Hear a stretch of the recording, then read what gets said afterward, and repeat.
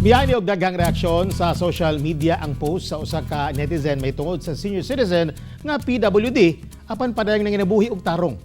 Ato siyang ilailahon, pinaagi nining report.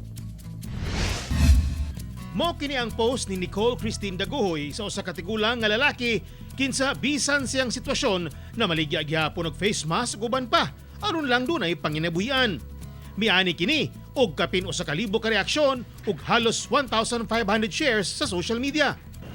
Among naabta namong tigulang kung asa una siyang nakuhaan sa netizen sa may Santa Ana Avenue.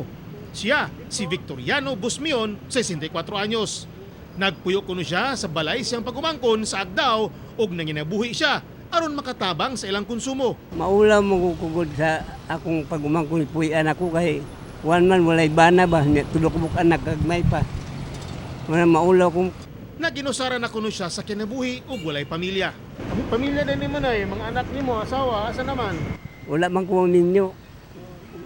Kuan lang tigol lang nga ulit tawa. Diyan ako sa pagumangkon. Pagpamaligyag isda kuno ang iyang negosyo kaniadto. Apan dihang naligsan siya og motor niadtong 2014, nanuroy na lang siya og mga baligya. Ang iyang rota, Santa Ana Avenue, Villa Abrilie, Uyang Guren ug Acacia.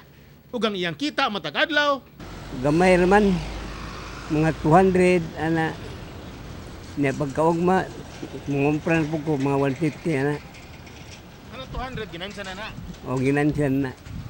Sa wala pa kuno'y pandemya, naglisod na siya sa kinabuhi. Busa, doble ang iyang paningkamot karon. Tambag niya sa mga naglisod, maningkamot, dili mawadan og paglaom ug salig sa Ginoo. Maningkamot lang ko na kay kuan man. Wa man di like maulam mo kung mangayo po nga di sa maninda. Naman po muhatag di sa kuha.